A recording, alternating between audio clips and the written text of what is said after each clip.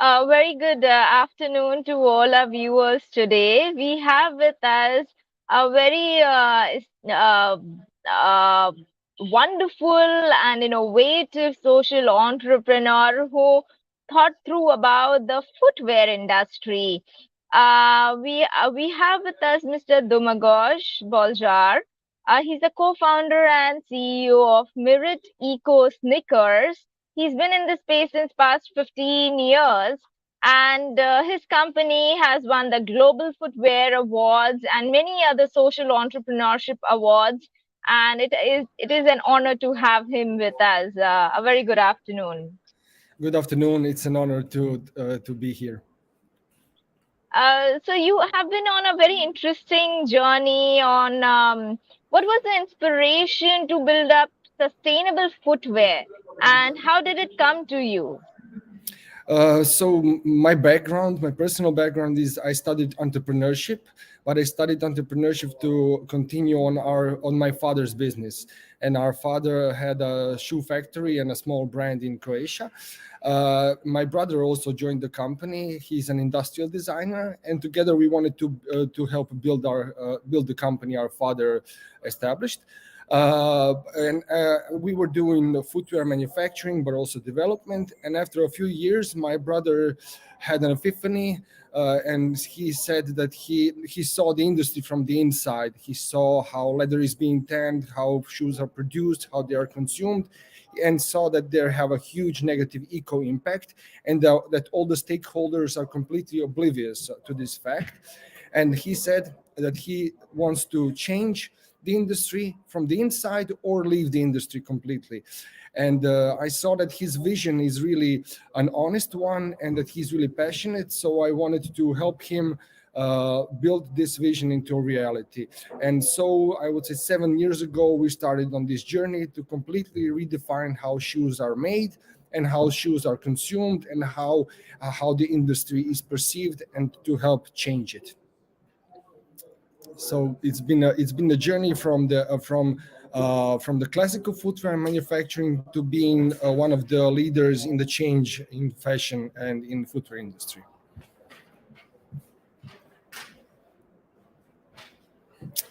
Sharma, have I lost you?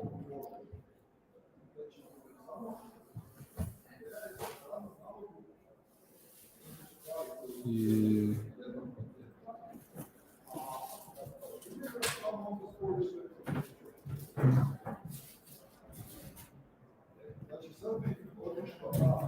So,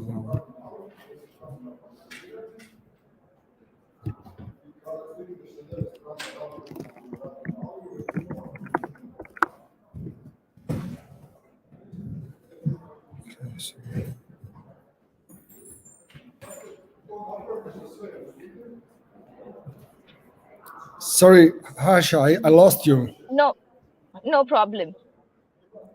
What is the materiality analysis of your products? What is the difference between conventional footwear and your footwear? How is it Uh, eco-friendly? so we set about to radically change the product, and this means that you need to still keep the most important features. That's comfort, durability, also to make it fashionable. But it's not just about changing the materials, it's redefining the way the shoe is made. So we set about scouring the world for suppliers who can supply us with materials that are as natural as possible. So we wanted to create a sneaker that is natural carbon bio based. So what we achieved is that our sneaker is 97% natural carbon bio based. At the same time, it has a very low carbon footprint of only 4.8 kilos of CO2 per pair. And on the third side, alongside being eco-friendly, we wanted to be as healthy as possible.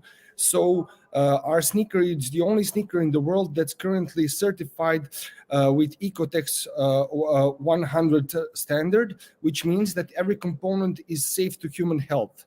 So it's 97% natural carbon bio-based, but also completely safe to humans. So this is our unique approach. And how do you ensure circularity in this process? We set about that our primary pillar is ecology. So we vet all our suppliers for technical data, and that they really supply us with the materials they say that they do. That's one point. The other one is that we are trying to source all the materials as locally or regionally as possible. So all our material suppliers are from the EU, and also we are the ones that are we are organizing production in Croatia, and we are the ones that are also supervising this production and making sure that all the factories are ethically treating their workers and the environment. We are doing this through a combination of materials, regional production, and also we are trying to keep every other aspect of the product as sustainable as possible, including packaging, shipping, logistics, and everything. So it's an ongoing process, but this is our approach. So when it is the end product of the used sneaker, Mm. is it biodegradable, or do you reuse it, or how do you So go about that? we immediately understood that circularity in a way that once you use the sneaker it can be reused is a really difficult approach. It's an approach, for example, for sneakers that are made from used plastics, but our approach is that the materials in the start have a low eco impact, so that the plants that are used are not being grown on crops that are used for growing food, that the chemicals being used in the process of manufacturing these materials are non-toxic, so that once our sneaker is disposed of, it will not have a toxic influence on the environment. We still haven't achieved the situation where the sneaker is completely biodegradable. Most of the materials in the sneaker are biodegradable, but we are still not there. So we are looking at the sources of materials and the way that the product is produced, rather than circularity at the end of the product's life cycle. Okay, that's interesting. You have been a social entrepreneur for 15 years, and how difficult has your journey been? How was the fundraising experience? Well, it came from your father, but did you go ahead and raise more funds, or did you pivot your father's business? How did you go about it? So I would say that I've been a social entrepreneur for 7 years, and the first 8 years I was a classical entrepreneur. Alongside switching to sustainability, there was a huge crisis in the world, and our father's company actually went bankrupt, and our father died similarly that same time. So we started this project virtually without any capital, and we had to raise funds. So we decided that we will do it as a startup. So we initially launched our product through a crowdfunding platform, Kickstarter. That was our first let's say, investment, and we were also part of the European Institute of Technology Climate Kick program, stage 2 and stage 3. These were first grants that we received, and after that we approached regional venture capital funds, which at the same time that we were launching our product, started switching to the green economy more and more. So we were able to raise funds through venture capital funds, and after that, as we are a social enterprise, we decided that we want to raise our next round, which was last year, through a crowd investment platform. So we actually have more than 200 individuals and companies as stakeholders in our company now. I want to. We started through Kickstarter. The community brought us to the market, and then we just continued on building that community through this day and including them as stakeholders. So this is a really important thing for us, not just nature and health, but also the community. That's very inspiring and extremely interesting that I'm sure all the people who want to become a social entrepreneur would be getting some ideas from your journey out here. This is a very taxing journey to be an entrepreneur. So, how would you define or what are your success indicators as a human being and as an entrepreneur? Yeah, we go back to the triple bottom line. We wanted to bring this product to the market as not just as a product but as a solution. And we immediately understood that if we want to change the way that people consume, change the way the industry works, we need to show it by example. And we needed to show that this is a product that people want to buy and that a business can be profitable by being green.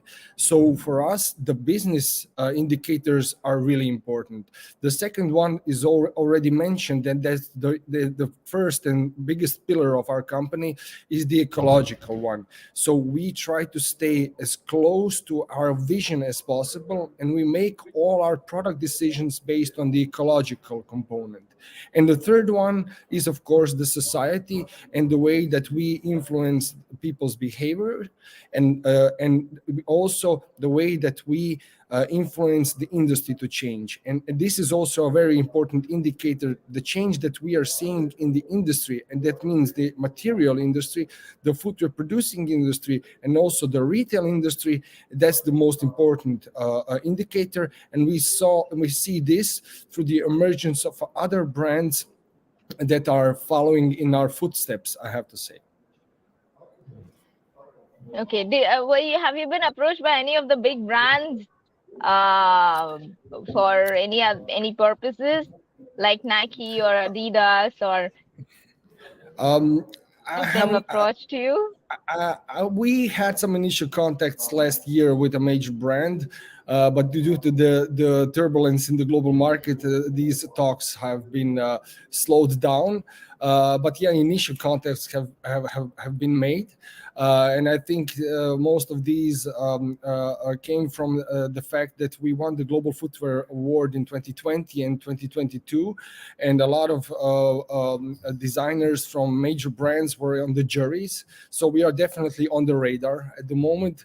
We'll see how it goes in the future. But this is also, I think, in line with our strategy, because if we want to make a big impact, we need to either become a part of a bigger company that I don't think is going to happen. But what would be even better if we could give our recipe in a way to major brands so that they can incorporate this kind of approach to production in their products. That would be, I think, the biggest impact that we could do. Yes, indeed, and we all are waiting to see that. What is your vision for Merit for the coming 3 years? I wish that we stay true to our vision, that we manage to survive this turbulent environment, and that we grow steadily, but in a way that we still feel excited about this project.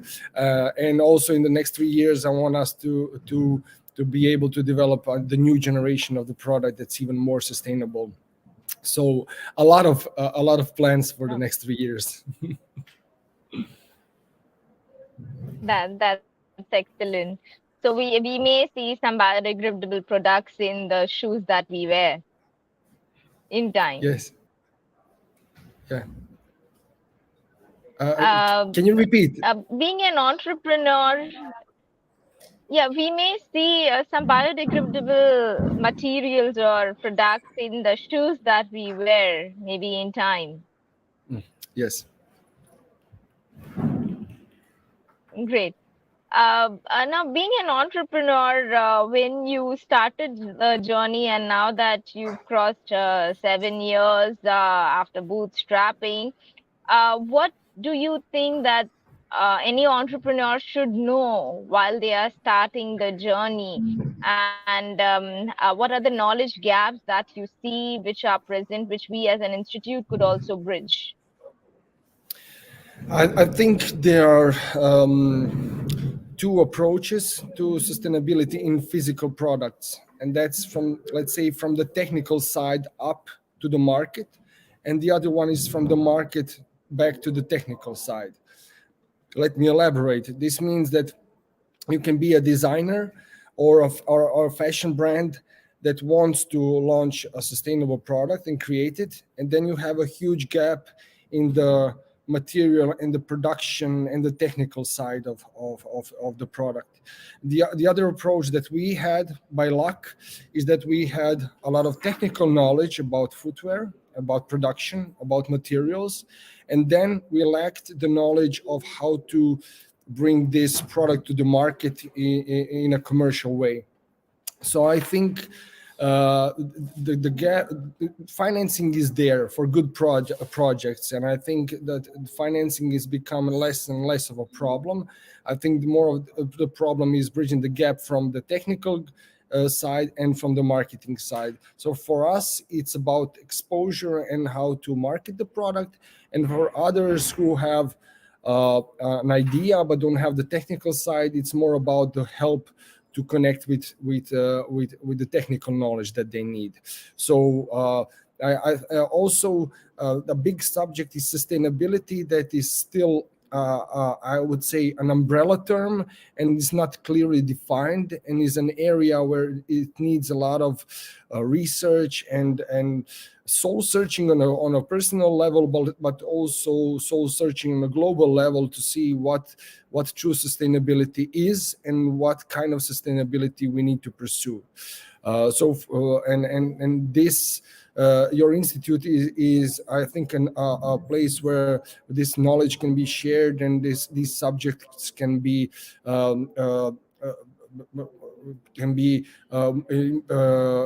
in more detail studied. Yeah.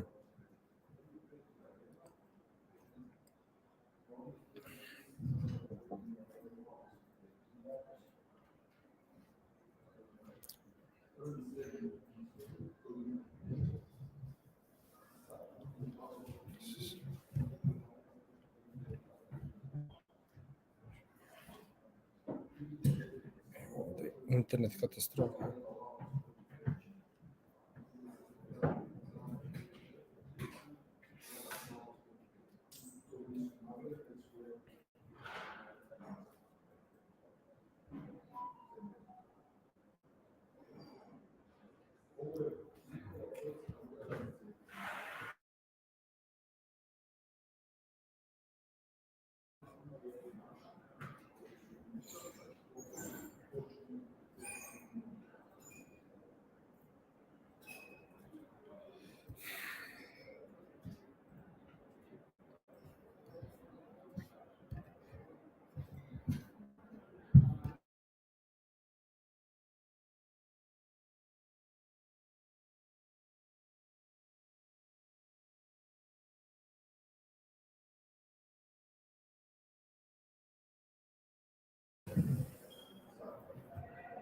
Hello.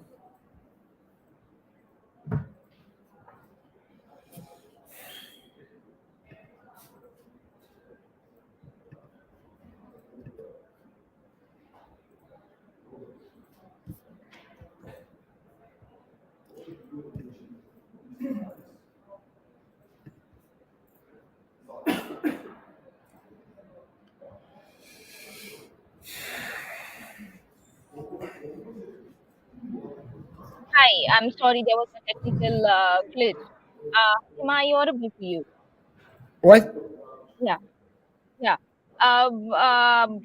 So, what is your message as an entrepreneur to the fellow entrepreneurs watching this right now, or to the aspiring entrepreneurs or who would listen to the podcast or the videos later? My message is that you should follow your passion. It's a better time than ever to realize your radical business ideas that are covering sustainability and impact. I think the global consciousness is rising about these subjects, and being a social entrepreneur is definitely difficult.